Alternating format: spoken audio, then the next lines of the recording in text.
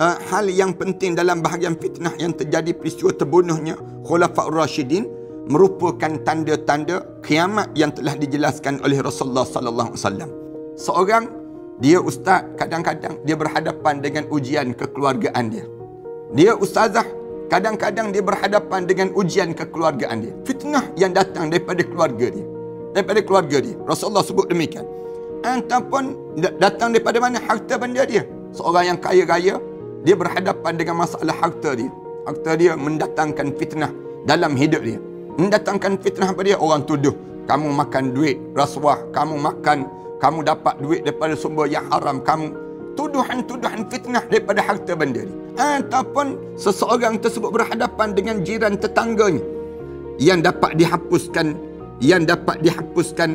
oleh fitnah tadi. Rasulullah kata, kalau sekiranya berlaku fitnah ini tukaffiruha salah. Rasulullah kata, bila kamu berhadapan dengan 3 fitnah ini, memadai dengan kamu jaga solat. Rasulullah kata, berhadapan dengan fitnah 3 perkara ni kamu jaga pada diri kamu. Bila kamu boleh jaga 3 perkara ni, kamu berhadapan dengan 3 masalah dalam hidup kamu.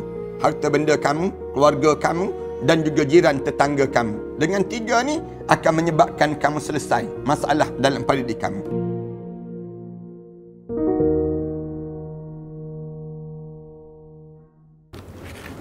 Assalamualaikum warahmatullahi taala wabarakatuh. Alhamdulillahi rabbil alamin, wassalatu wassalamu ala asyrafil anbiya'i wal mursalin wa ala alihi wa sahbihi ajma'in. Subhanaka la ilma lana illa ma 'allamtana innaka antal alimul hakim. Rabbi shrah li sadri wa yassir li amri wahlul 'uqdatam min lisani yafqahu qawli. Rabbi yassir wa la tu'assir wa tammim bil khair, amma ba'd. Alhamdulillah, kita syukur pada Allah kerana sekali lagi pada saat yang sebegini kita diberi peluang oleh Allah untuk kita meneruskan perbincangan kita tentang mengenai tanda-tanda yang akan berlaku saat mana Allah ingin menutup alam ini, yang disebut dengan hari kiamat. Merupakan satu perkara yang besar yang akan terjadi dalam kehidupan kita, dan kita berdoa pada Allah lah supaya kita ni tidak sampai pada saat tanda ini. Tapi kalau sekiranya berlaku tanda ini, menunjukkan bagaimana kita diajar supaya bertahan dengan Islam. Jangan sampai kita waktu mana kena tanda-tanda ini, kita masih lagi leka. Boleh jadi di kalangan kita akan tanya, kenapa Ustaz kita belajar tentang mengenai tanda-tanda kiamat? Nak suruh kita ni jangan leka lah dalam hidup kita ini. Kerana ramai di kalangan kita bila diberi tanda-tanda, dia masih lagi tak peduli terhadap keadaan yang sedang berlaku pada mereka. Lalu bila mereka diberi tanda-tanda untuk menunjukkan kita ni bersiap sedialah akan ada saat yang di mana kita ni akan rebah ataupun kita ni akan kalah. Ini Allah, bila Allah Subhanahu Wa Taala nak jadikan pada alam ini, di mana Allah nak tutup alam ini, Allah jadikan tanda-tanda. Kita belajar sebelum daripada ini beberapa tanda-tanda yang besar yang berlakunya ialah di antaranya yang disebut dengan di antaranya ialah yang berlaku pada kita tanda bulan terbelah, kelahiran Nabi Muhammad sallallahu alaihi wasallam. Kemudian tanda lagi ialah ada 6 tanda awal yang menunjukkan berlakunya saat akan berlakunya hari kiamat, iaitu wafatnya Nabi sallallahu alaihi wasallam. Kemudian berlakunya penaklukan Baitul Maqdis. Kemudian muabaknya penyakit-penyakit di kalangan umat manusia. Dulu kita tak faham penyakit yang mewabak ni.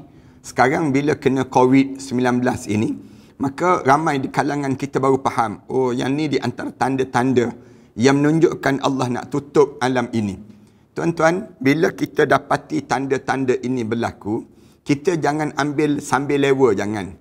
Bahkan kita diajar supaya ambil berat pada diri kitanya, ambil berat yang terhadap diri kita supaya kita ni betul-betul bersiap. Jangan kitanya dalam keadaan diberi tanda-tanda, tiba-tiba kita buat tak peduli saja terhadap tanda-tanda ini. Akhirnya datang musibah yang besar dalam hidup kita bila kita tak bersiap untuk kita nak menghadapi saat yang sebesar itu yang Allah jadikan, yang disebut dengan hari kiamat. InsyaAllah kita sampai pada satu ketika nanti kita akan cerita satu suasana hari kiamat. bagaimana akan berlakunya hari kiamat itu dan bagaimana keadaan yang berlaku suasana pada hari tersebut. Walaupun sekalipun Rasulullah sebut ada 6 tanda awal pada keadaan yang ketiga. Tanda yang ketiga ni antaranya berlakunya sebut kewafatan Rasulullah, kemudian penaklukan Baitul Maqdis, kemudian berlaku wabak, penyakit yang melata di kalangan umat manusia, mati bergelimpangan manusia, kemudian berlimpahan harta benda sehingga kan tidak ada orang yang boleh terima sedekah di saat mana nak berlakunya kiamat. Kemudian yang keempatnya ialah bila berlaku fitnah yang melanda seluruh bangsa Arab. Dalam rumah-rumah orang Arab dimasuki fitnah-fitnah yang menyebabkan berlaku perbalahan sesama mereka. Kemudian yang kelima, yang keenamnya ialah pengkhianatan Bani Asfar. Yang ni yang kita belajar dalam perbincangan kita sebelum daripada ni. Hari ni kita sambung yang keempat. Yang keempat, fitnah di mana akan berlaku di zaman yang telah berlaku di zaman Khulafaur Rashidin. Berlaku fitnah di zaman Khulafaur Rashidin. Yang ni menurut pakar sejarah merupakan sumber awal terpecahnya kaum muslimin beberapa peringkat dan peringkat. Umat Islam ni pecah di zaman Khulafaur Rashidin. Zaman Khulafaur Rashidin mula pecah umat Islam beberapa kelompok-kelompok. Ini dimulai dengan peristiwa terbunuhnya Sayyidina Umar Al-Khattab radhiyallahu anhu. Bermula daripada mana? Bermula daripada fitnah zaman Khulafaur Rashidin yang menunjukkan berlakunya kiamat ini sendiri. Bila zaman Sayyidina Umar Al-Khattab, fitnah ni waktu mana fitnah ni terjadi pada masa-masa pemimpin Khulafaur Rashidin, iaitu Abu Bakar, Umar, Uthman dan Ali.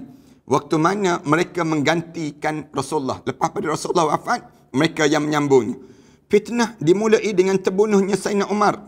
Bila Sayyidina Umar mula dibunuh oleh Abu Lu'lu'ah, kemudian lepas pada tersebut, terbunuhnya Sayyidina Uthman. Lepas pada itu, yang naik jadi khalifah dibunuh. Sayyidina Umar dibunuh. Sayyidina Uthman dibunuh.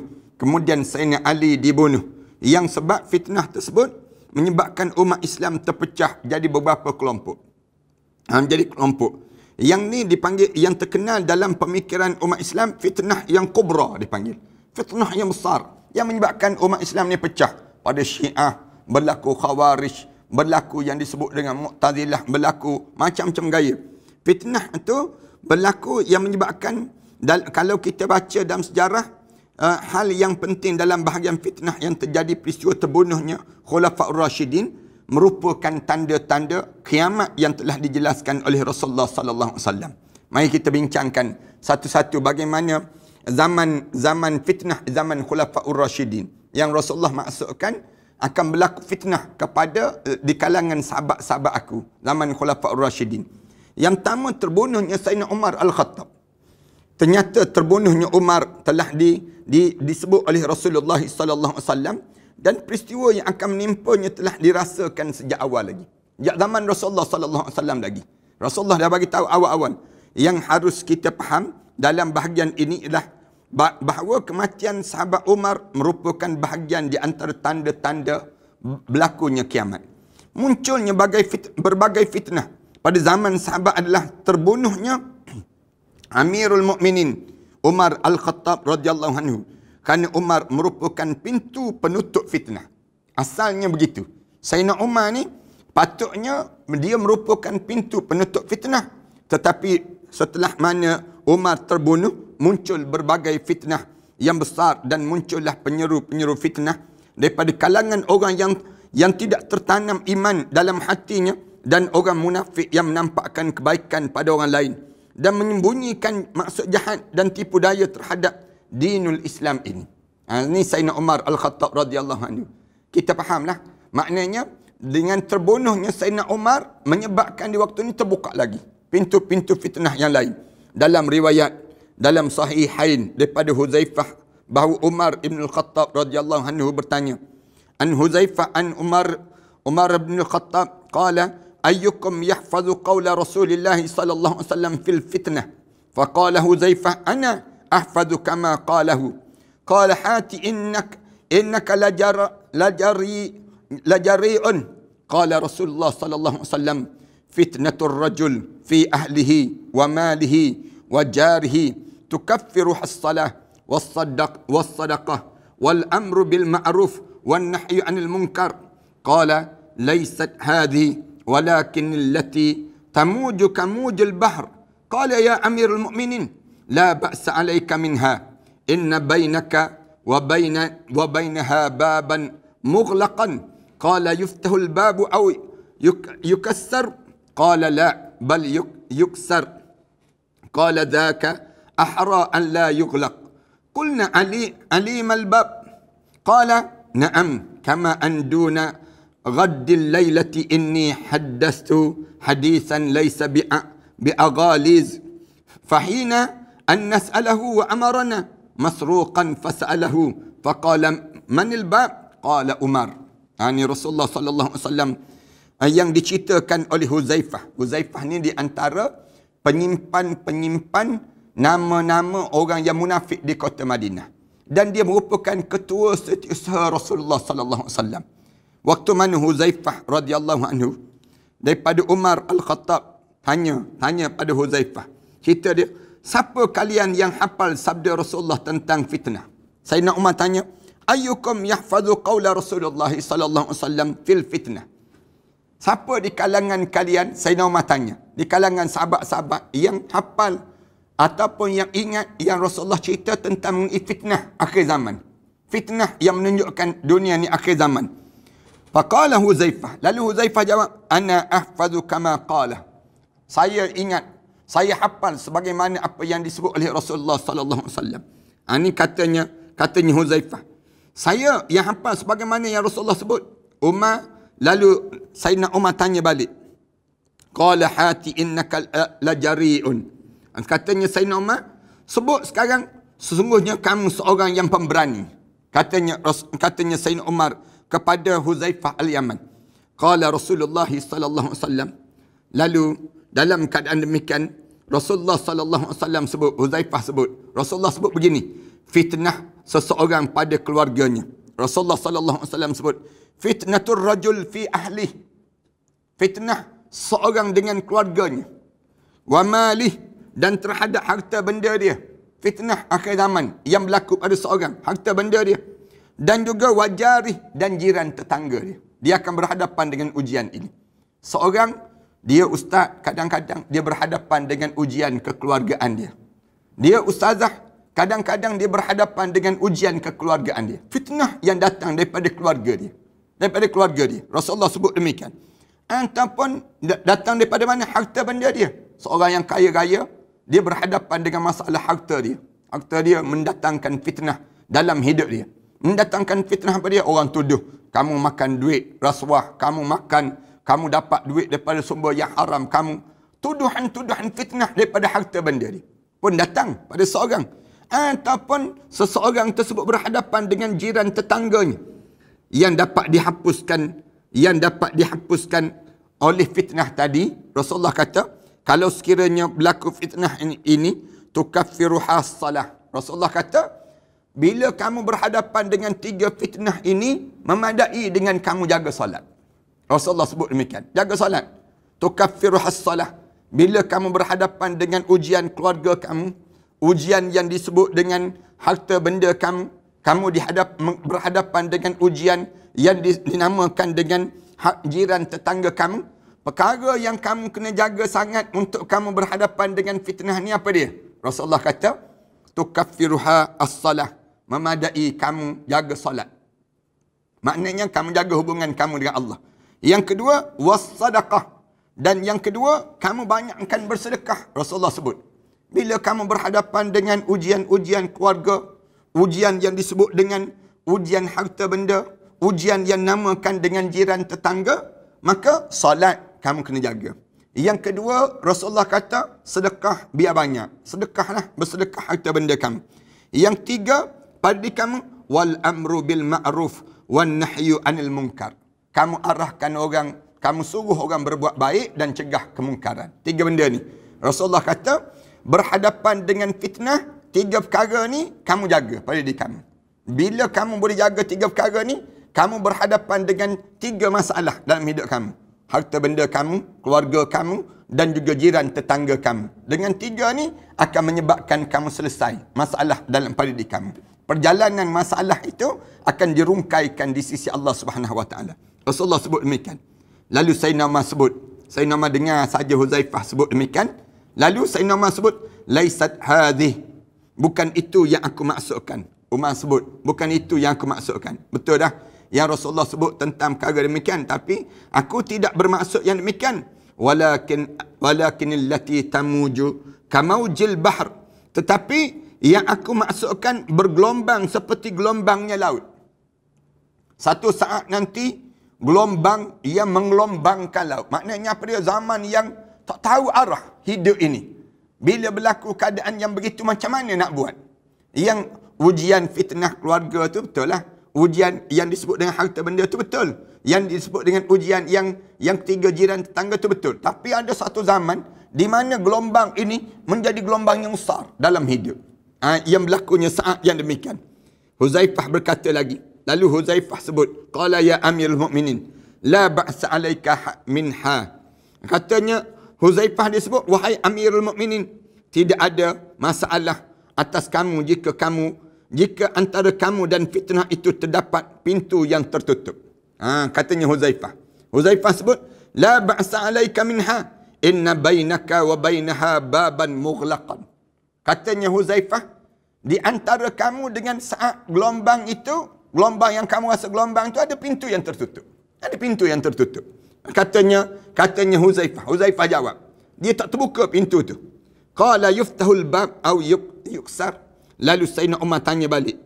Pintu yang kamu maksudkan itu boleh dibuka ataupun dipecahkan? Pintu yang kamu maksudkan itu boleh dibuka ke boleh dipecahkan terus? Lalu Huzaifah menjawab. Lalu katanya Huzaifah, la bal yuksar. Tak boleh nak buka, tapi kena pecahkan pintu tu. Kena pecahkan pintu tu. Qala, dhaka ahra an la yughlaq. Qulna alimal bab. Lalu Umar tanya balik, itu lebih tepat kalau tidak ditutup. Bolehlah kalau kita nak lakukan, tapi kalau dia tak tutup pintu tersebut. Lalu kami para sahabat tanya pada Huzaifah. Kami tanya, qala na'am kama anna duna ghaddil laylah ila huddatsathu hadisan laysa bil aghalis fahina an nas'alahu. Lalu ditanya pada Huzaifah, apakah Umar tahu pintu tu? Sahabat-sahabat tanya balik. Huzaifah, Umar tu dia tahu ke pintu yang kamu sebutkan itu? Kami para sahabat tanya pada Huzaifah demikian. Huzaifah jawab, ya, sebagaimana halnya bahawa sebelum memasuki pagi hari pasti ada malam hari. Katanya Huzaifah sebut, dia kata kama anna duna ghaddil laylah, sebagaimana sebelum masuknya siang hari adanya malam hari. Inni hadatsathu hadisan, sesungguhnya aku tidak menyampaikan pada kamu satu hadis yang tidak keliru. Huzaifah kata, aku cerita pada kamu laisa bil aghalis, bukan untuk mengelirukan kamu.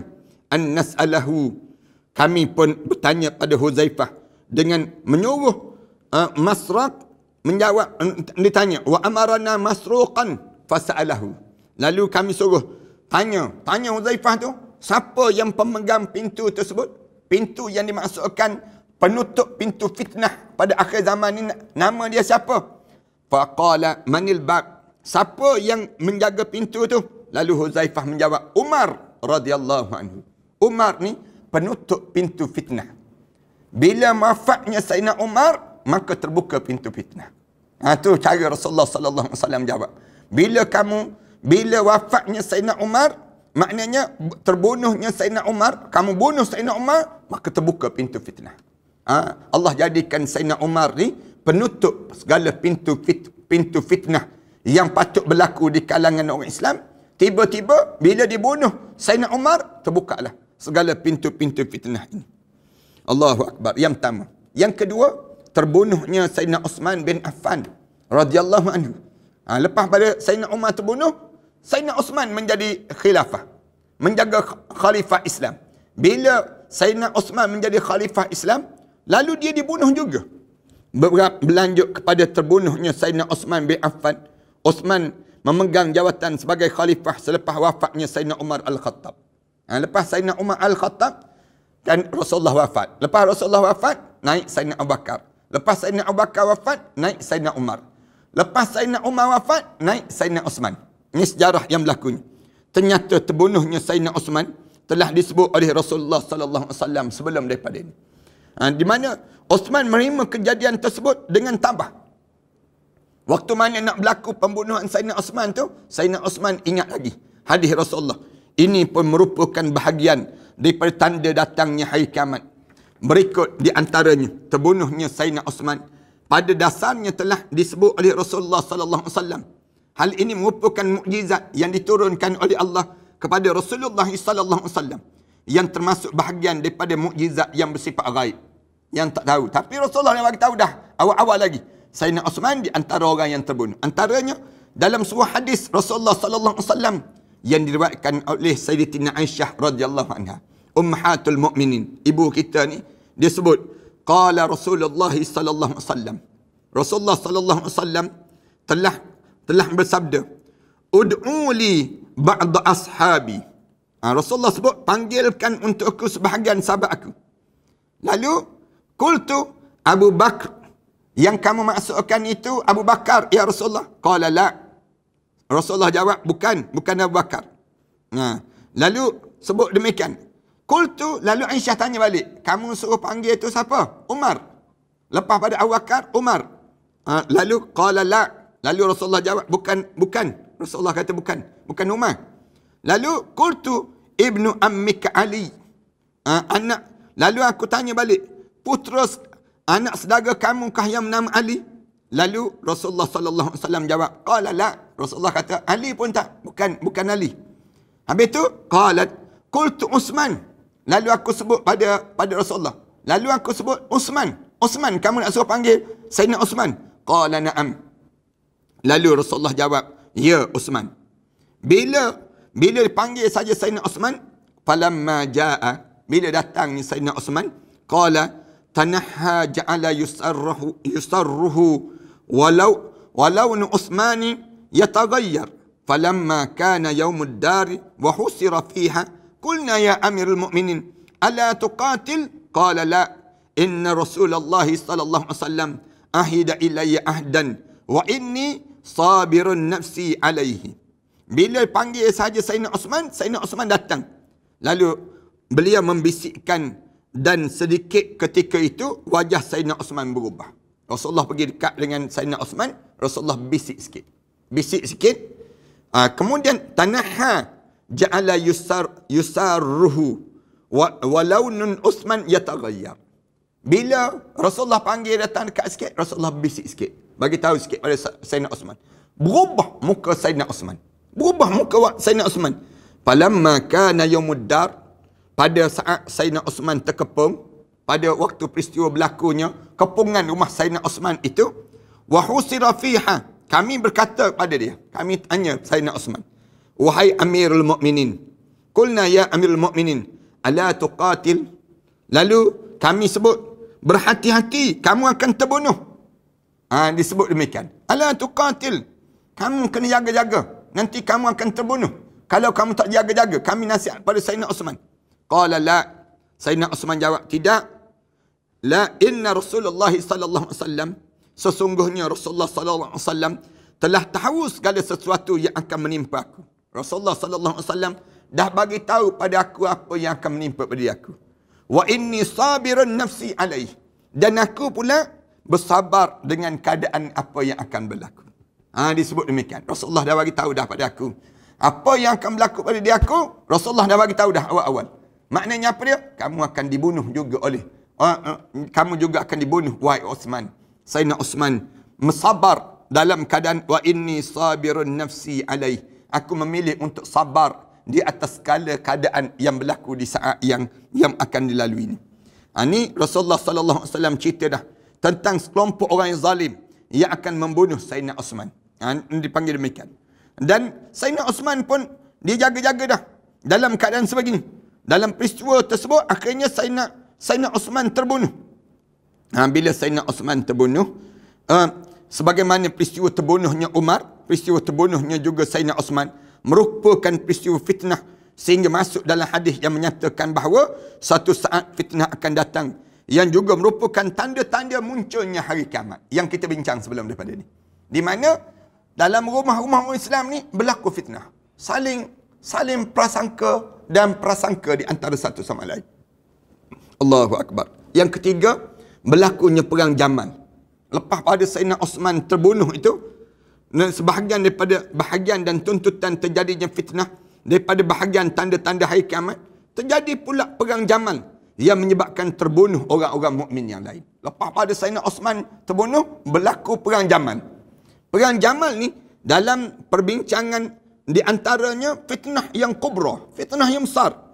Fitnah kubra merupakan bahagian daripada kekacauan yang terjadi setelah terbunuhnya Sayyidina Osman. Lepas Sayyidina Umar terbunuh, kemudian naik Sayyidina Osman.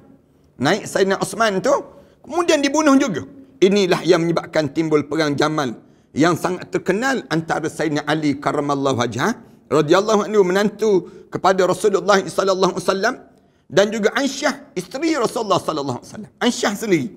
Ini isteri kita. Isteri kepada Rasulullah sallallahu alaihi wasallam yang menjadi ummahatil mukminin, ibu kita semua.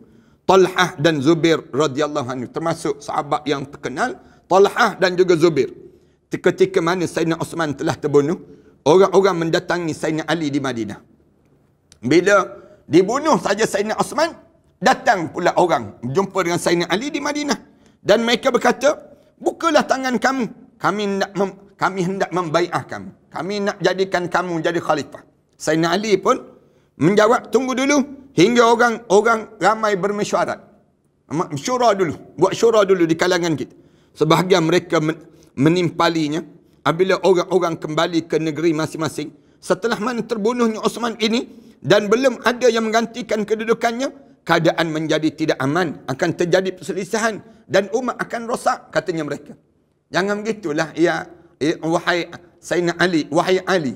Kerana kalau nanti orang-orang semua balik ke negeri masing-masing, tak ada khalifah, tak ada yang menggantikan Sayyidina Osman. Jadi waktu ni akan berlaku kerosakan lagi. Orang sebut demikian. Mereka terus meminta Sayyidina Ali agar menerima bai'ah. Ini sejarah yang berlaku.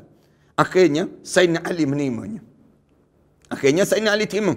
Di antara orang yang berbai'ah itu termasuk Talhah dan juga Zubair radhiyallahu anhuma.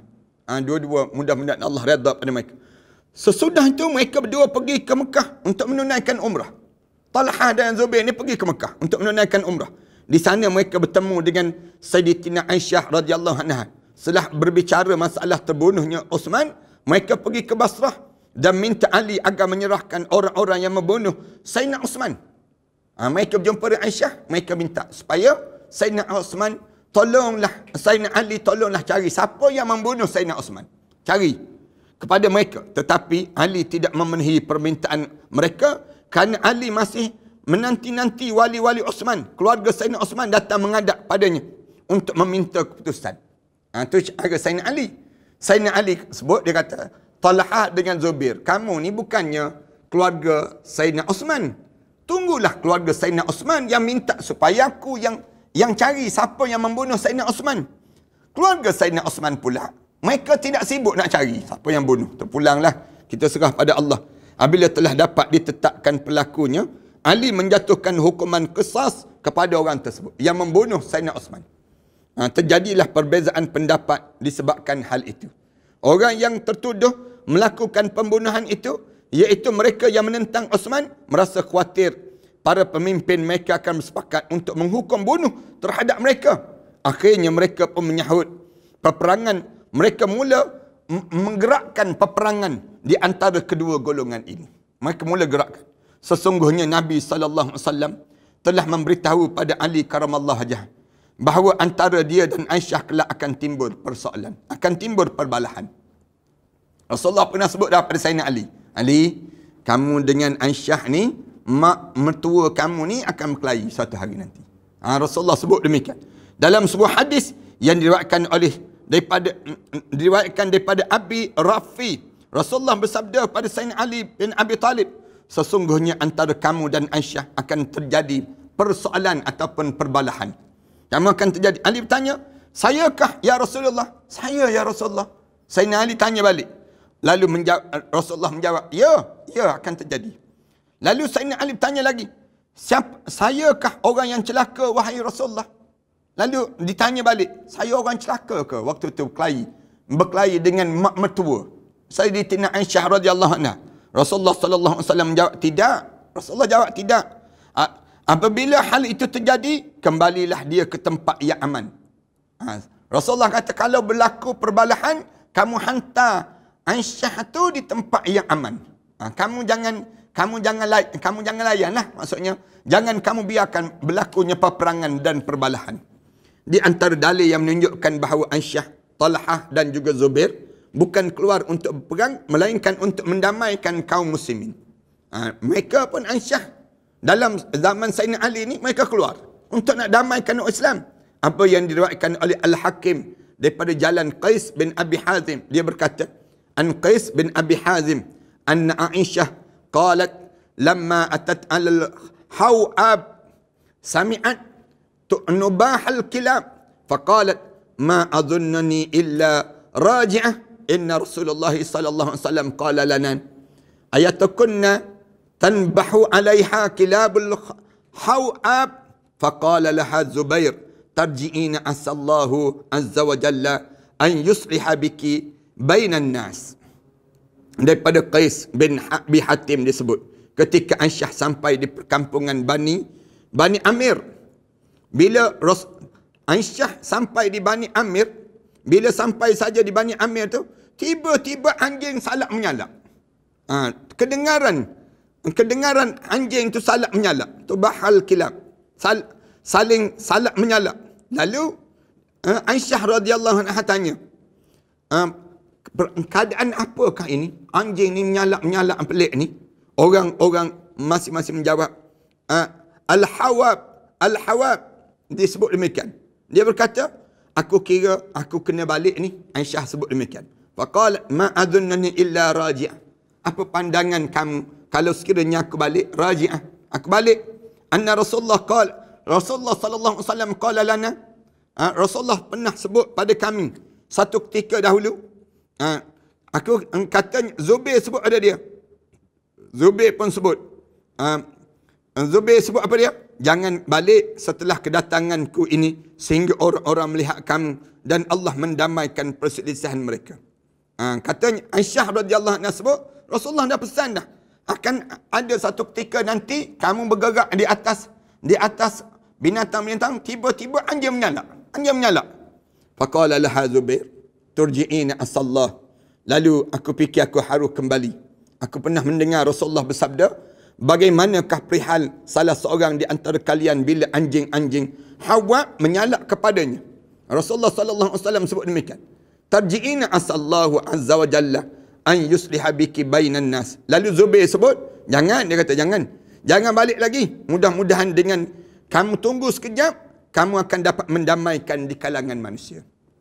Itu asalnya. Kemudian ayatakunna sahibatul jamal al-adbab takhruju fatambahuha kilabul hawab yuqtalu an yaminiha wa shimaliha qatla kathiran summa tanju ba'dama qad kadat. Siapakah di antara kalian yang punya unta yang bulu mukanya lebat, yang mempunyai bulu muka yang lebat, lalu ia keluar dengan mengenderai sehingga anjing-anjing Hawa menyalak kepadanya. Ni hadis Rasulullah sebut. Siapa di kalangan kalian yang naik atas unta? Unta tu berbulu lebat. Rasulullah sebut. Akhir zaman nanti akan berlaku. Bila dia keluar saja, fatambahuha kilabul hawab. Rasulullah sallallahu alaihi wasallam sebut, waktu mana dia keluar tu tiba-tiba anjing menyalak. Anjing saling salak menyalak di antara satu sama lain. Yuqtalu an yaminiha. Di sebelah kanan dia dan kirinya banyak orang yang mati terbunuh dan dia sendiri selamat setelah hampir saja terbunuh. Rasulullah sallallahu alaihi wasallam cerita demikian. Rasulullah kata, orang lain semua dalam keadaan yang orang lain mati, dia selamat. Di saat mana berlaku yang demikian.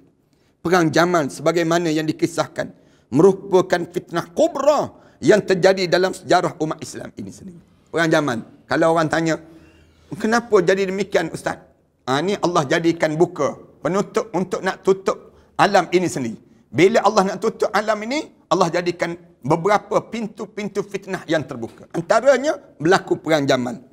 Yang terpenting untuk kita faham yang bahawa peristiwa tersebut adalah sebahagian daripada rangkaian kejadian fitnah yang disebut oleh Rasulullah sallallahu alaihi wasallam dalam tanda-tanda nak berlakunya kiamat. Rasulullah sallallahu alaihi wasallam sebut demikian. 3. Yang keempat, dalam tanda yang keempat ini, fitnah di zaman Khulafaur Rasyidin ialah berlakunya perang Siffin. Demikian pula setelah mana terbunuh Sayyidina Osman, tadi perang Jamal. Kemudian berlaku perang Siffin pula. Bila Sayyidina Osman terbunuh, menyebabkan timbul peperangan antara pasukan Sayyidina Ali dan Muawiyah radhiyallahu anhu. Mudah-mudahan Allah redha pada mereka berdua. Yang dikenali dengan perang Siffin. Perang Siffin ni merupakan fitnah yang terjadi antara para sahabat ridwanullah alaihim ajma'in. Allahu akbar. Perang Siffin ni perang yang berlaku di antara sahabat-sahabat perang. Talhah tadi dengan Zubair tadi, kemudian dengan Abdullah, sekaligus menunjukkan hari ini semakin nak berakhir. Sebagaimana yang diisyaratkan oleh Nabi sallallahu alaihi wasallam. Rasulullah sebut, la taqumus sa'ah hatta taqtatila fi'atani azimatan takunu bainahuma maqtalatun azimatun wad'auhuma wahidatun. Tidaklah datang hari kiamat sehingga ada dua golongan yang besar yang berperang dengan dahsyat dan seruan mereka adalah satu saja. Itu untuk kembali pada Islam. Dua puak yang berkelahi ini. Kedua golongan tersebut adalah Ali bin Abi Talib bersama pengikut dia dan golongan Muawiyah bin Abi Sufyan radhiyallahu anhu bersama pengikutnya. Sebagaimana yang dikemukakan oleh Ibn Hajar dalam Al-Fath yang cerita tentang keadaan demikian. Al-Bazzar meriwayatkan dengan sanad yang jayid daripada Zaid bin Wahab. Ia berkata, kami berada sebelah Huzaifah. Lalu kami bertanya, bagaimana keadaan kalian ketika pengikut-pengikut agama kamu saling memukul dengan pedang? Huzaifah, kamu nak sebut apa? Para sahabat bertanya, apakah kamu perintahkan pada kami? Lalu dia menjawab, lihatlah golongan yang menyeru perintah Sayyidina Ali. Bergabunglah dengan mereka. Sesungguhnya mereka berada di pihak yang benar, katanya Huzaifah. Huzaifah sebut demikian. Huzaifah pesan, siapa yang bersama dengan Sayyidina Ali, itu yang benar. Peperangan antara kedua golongan itu terkenal dengan sebutan Perang Siffin. Nama sebuah kawasan di tepi sungai Furat, bahagian barat dekat dengan Riqqah, hujung perbatasan antara Iraq dan juga yang disebut dengan Syria. Yang terjadi pada bulan Zulhijjah, tahun yang ke-36 Hijriah. Masing-masing pihak mengarahkan pasukan lebih daripada 70 batalion. Pasukan 70 batalion dalam perang ini. Korban yang meninggal sekitar lebih kurang 70,000 para sahabat, orang-orang daripada kedua pihak tersebut. Allahu Akbar. Perang Siffin, 70,000 mati dengan perang ini.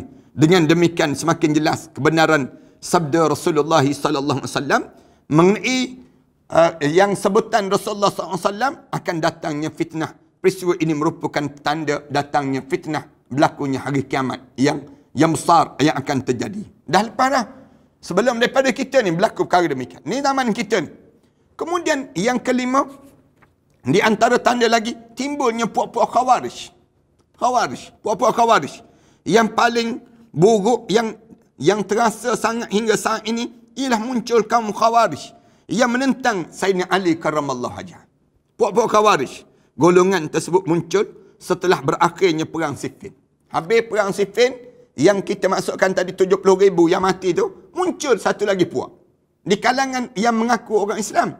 Tapi mengaku, dia tidak menyebelahi Sayyidina Ali. Dia sebut demikian. Kemudian, dia tidak menyebelahi Sayyidina Ali. Dalam masa yang sama, golongan tersebut muncul setelah mana berakhirnya perang Siffin. Dan setelah penduduk Iraq serta Syam bersepakat untuk mendamaikan dua golongan yang bertikai itu. Di antara kumpulan Sayyidatina Aisyah dan juga Sayyidina Ali karramallahu wajhah. Di tengah perjalanan, Ali pulang ke Kufah. Golongan Khawarij memisahkan diri daripada pasukan Ali. Dalam perjalanan nak balik Sayyidina Ali nak balik ke Kufah, ada satu puak di kalangan puak-puak Sayyidina Ali ini pergi keluar daripada kumpulan Sayyidina Ali. Padahal mereka masuki awalnya pasukan Sayyidina Ali. Mereka singgah di satu tempat yang nama Harura. Mereka ada kawasan pun Harura. Huru hara senang ceritanya. Kawasan demikian. Jumlah mereka seramai 8,000 orang. Yang balik daripada perang Siffin tadi. Yang balik daripada perang Siffin tadi bersama dengan Sayyidina Ali awal-awalnya. Tapi tengah-tengah jalan nak sampai ke Kufah tu, mereka keluar daripada pasukan Sayyidina Ali. Buat parti baru, senang ceritanya. Buat parti baru, lompat parti. 8,000 orang. Dan ada yang mengatakan 16,000 orang. Yang sebut bukannya seorang dua, 16,000. Ali lalu mengutuskan Ibn Abbas untuk bertukar fikiran dengan mereka. Sayyidina Ali pula dia hantar Ibn Abbas, Abdullah bin Abbas, pergi bincang sikit. Jangan biarkan puak ni keluar. Sebahagian daripada mereka kembali bersama Ibn Abbas. Ada yang pergi bila minta, bagi tahu pujuk balik semula pada Sayyidina Ali. Dan mentaati Sayyidina Ali. Kaum Khawarij menyebarkan berita bohong bahawa Ali telah bertaubat daripada kesalahan dalam urusan pemerintahan. Lalu sebahagian mereka kembali mentaatinya. Ini disebut demikian. Mereka puak-puak ni, mereka kaum Khawarij ni dia sebut cerita bohong. Dia buat cerita bohong. Dia kata Ali taubat dah. Dia kata Sayyidina Ali bertaubat di atas kesalahan dia. Lalu Ali bangun berpidato kepada mereka di Masjid Kufah. Sayyidina Ali bila dengar cerita yang kata puak-puak ni bawa cerita yang menunjukkan ni gosip-gosip yang datang ni, dia kata Sayyidina Ali telah bertaubat, Ali minta ampun dan sebagainya. Lalu Sayyidina Ali bangun dekat Masjid Kufah, lalu dia berteriak, lalu Sayyidina Ali berteriak, lalu mereka berteriak di sebelah masjid, la hukma illallah, tidak ada hukuman kecuali Allah. Sayyidina Ali berkhutbah. Tiba-tiba mereka sebut la hukma illallah, tidak ada hukum kecuali Allah. Disebut demikian. Dan mereka berkata, engkau telah berbuat syirik dan berhukum pada orang yang tidak menghukum dengan kitab Allah.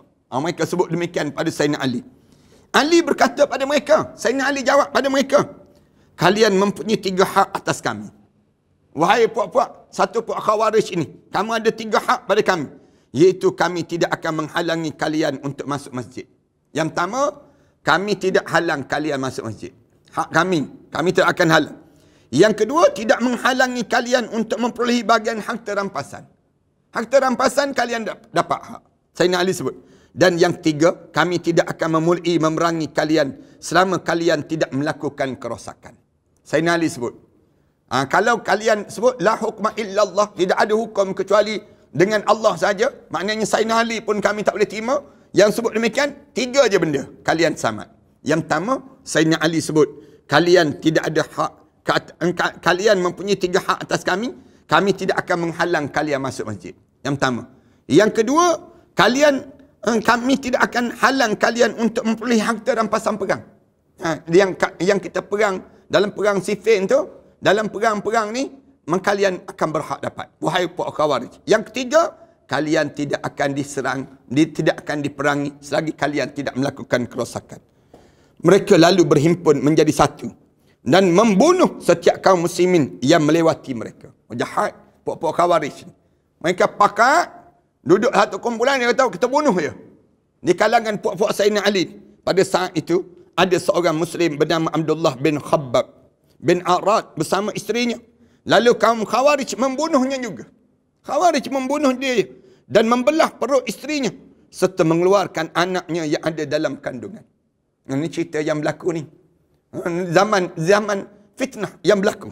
Ketika mengetahui hal ini, Sayyidina Ali bertanya pada mereka, siapakah yang membunuhnya? Bila Sayyidina Ali tahu, Sayyidina Ali tanya siapa yang membunuhnya. Mereka menjawab, kami semua yang membunuhnya. Kami semua yang bunuh, bukan seorang yang bunuh. Yang sebut dengan Abdullah bin Khabbab bin Arad ini sendiri. Bersama dengan isteri. Isteri dia dibunuh, kemudian dibelah perut, dikeluarkan kandungan di dalamnya. Kemudian Sayyidina Ali tanya siapa yang bunuh. Lalu mereka jawab, kami semua. Lalu Ali bersiap untuk memerangi mereka dan bertemu dengan mereka di Nahrawan, sebuah negeri dekat Baghdad. Selanjutnya Sayyidina Ali menghancurkan mereka hingga tinggal sedikit yang dapat menyelamatkan diri. Ada juga lain yang lari di tampukan yang boleh selamatkan diri. Nabi SAW telah beritahu akan munculnya kelompok ini di tengah-tengah umat beliau. Hadis-hadis mengenai masalah ini terlalu mutawatir. Yang nak cerita tu, di antaranya hadis Ibnu Katsir yang menyebut lebih daripada 30 hadis dalam kitab Sahih, Sunan dan juga Musnad. Di antaranya yang diriwayatkan daripada Abu Sa'id Al-Khudri. Dia berkata bahawa Rasulullah sallallahu alaihi wasallam bersabda, an Abi Sa'id Al-Khudri qala Rasulullah sallallahu alaihi wasallam, tamruqu mariqatan inda firqatin minal muslimin yaqtaluha awla at-ta'ifatain bil haqq. Akan muncul satu golongan yang keluar daripada kaum muslimin, keluar daripada Sayyidina Ali tadi. Mereka akan dibunuh oleh golongan yang lebih dekat kepada kebenaran di antara dua golongan ini. Dia akan dibunuh. Orang yang paling dekat dengan kebenaran daripada dua golongan ini sendiri. Riwayatkan dia pula daripada Abi Sa'id Al-Khudri radhiyallahu anhu bahawa ketika ditanya tentang Al-Hururiyah, kaum Khawarij, dia menjawab, aku tidak tahu Al-Hururiyah itu. Tetapi aku pernah mendengar Rasulullah sallallahu alaihi wasallam sabda macam ni. Sami'tu Nabi sallallahu alaihi wasallam yaqul. Kami telah mendengar daripada Rasulullah bersabda, yakhruju fi hadhil ummah, akan keluar daripada ummah ini. Walam yaqul minha, yang beliau tidak mengetahui bahagian daripada mana. Satu kaum yang kamu dipandang rendah salat kamu bersama dengan mereka. Dia walam yaqul minha qaumun tahqiruna salatakum ma'a salatihim. Satu kaum yang pandang solat kamu tu tak ada nilai dibandingkan dengan solat mereka. Dia jadi demikian. Yaqra'una al-Quran la yujawizu huluqahum. Mereka membaca Al-Quran tetapi bacaan tidak melampau kerongkong-kerongkong mereka. Baca Quran dekat dalam perut dia. Tapi dalam perbuatan tak ada pun Al-Quran dalam hidup mereka. Kemudian au hanajirahum yamruquna minad din muruqas sahmi minar rammiyah. Disebut demikian. Mereka keluar daripada agama ini seperti keluarnya anak-anak panah daripada busur-busurnya. Ni keluar laju, keluar cepat, keluar daripada Islam di saat mana akhir zaman yang kamu akan lalui pada saat demikian. Nabi sallallahu alaihi wasallam menyuruh umat Islam memerangi kaum Khawarij. Rasulullah sallallahu alaihi wasallam sebut jangan biarkan puak Khawarij ni lahir. Rasulullah suruh serang puak Khawarij ini dan menjelaskan bahawa orang yang membunuh mereka itu mendapat pahala. Rasulullah sebut demikian. Puak-puak Khawarij ni, kalau kita berjaya bunuh dia, kita dapat pahala di kalangan mereka. Ini menunjukkan berapa rosaknya golongan ini. Menunjukkan golongan ini rosak. Betapa jauh daripada Islam. Betapa besarnya bahaya yang ditimbulkan terhadap umat Islam ini dengan berbagai fitnah dan kegoncangan yang ditimbulkan. Diriwayatkan dalam Sahih Bukhari daripada Imam Muslim, daripada Ali radhiyallahu anhu, dia berkata, aku mendengar Rasulullah sallallahu alaihi wasallam bersabda. Rasulullah sebut, sami'tu Rasulullah sallallahu alaihi wasallam yaqul. Aku telah dengar Rasulullah bersabda, sayakhruju fi akhir zaman, akan keluar di akhir zaman qaumun ahdasul asnan. Kaum yang di mana Rasulullah sallallahu alaihi wasallam sebut akan muncul di kalangan kaum-kaum yang masih muda-muda lagi usianya. Ahdasul asnan, sufhaul ahlam, orang yang merekanya bodoh dalam keadaan dangkal pengetahuan dia, mengucapkan perkataan baik-baik, kataan makhluk, tetapi iman tidak melampaui tenggorokan mereka. Rasulullah sallallahu alaihi wasallam sebut, yaquluna min khairi qawlihi al-bariyah yaqra'una al-Quran. Mereka ni membaca Al-Quran, la yujawizu hanajirahum. Baca Quran tapi tak lepas tenggorokan mereka sebut. Yamruquna minad din. Mereka ni sendiri dalam keadaan yang apa dia? Mereka keluar daripada agama seperti anak panah yang keluar daripada busurnya. Ni keluar hanajirahum yamruquna minad din kama yamruqus sahmu minar rammiyah. Keluar daripada lajunya macam anak panah keluar daripada busur. Rasulullah sallallahu alaihi wasallam sebut, fa iza laqitumuhum, kalau sekiranya kamu berjumpa dengan puak-puak ini, faqtuluhum, maka bunuhlah mereka. Rasulullah sebut, faqtuluhum fa inna fi qatlihim ajran. Sesungguhnya membunuh puak-puak ini, Khawarij ini, seolah pahala dia besar, Allah ganjarkan pada liman qatalahum indallahi yaumal qiyamah. Bagi mereka yang berjaya membunuh mereka orang demikian, terdapat pahala bagi siapa yang bunuh pada hari kiamat nanti. Allah jadikan demikian. Imam Bukhari berkata, Ibnu Umar memandang mereka sebagai makhluk ciptaan Allah yang paling buruk. Makhluk yang jahat dia panggil. Yang paling buruk. Ia berkata sesungguhnya mereka itu suka memutarbalikkan fakta. Suka. Sikap mereka suka tukar. Fakta-fakta yang betul mereka tukar balikkan. Iaitu menempatkan ayat-ayat yang turun berkenaan dengan orang kafir, mereka jadikan untuk orang-orang mukmin. Ayat yang tuju pada orang kafir dituju pada orang mukmin. Ini perangai puak-puak yang disebut dengan Khawarij ini. Al-Hafiz Ibn Hajar radhiyallahu anhu berkata, bencana mereka besar sekali dan meluas sampai pada i'tiqad mereka jadi rosak. Akidah mereka jadi rosak. Mereka lalu menolak hukuman rejam bagi penzina muhsan. Di antaranya tanda-tanda mereka tak percaya pada hudud. Ini puak-puak Khawarij. Mereka tolak hudud. Tolak pelaksanaan syariat Allah. Memotong tangan bagi pencuri sampai pada ketiak. Padahal syariat memberitahu hanya sampai pergelangan tangan je. Dia, puak Khawarij ni, potong tangan sampai mana? Ni sampai ke pergelangan. Geram sangat. Konon-konon. Mereka wajibkan salat bagi wanita yang sedang haid dan lain-lain. Ini tanda-tanda puak Khawarij. Kalau zaman kita ni, Daesh lah. Daesh ataupun ISIS. Kaum Khawarij ini akan sentiasa ada sehingga generasi akhir daripada mereka akan menjumpai Dajjal. Dijadikan demikian.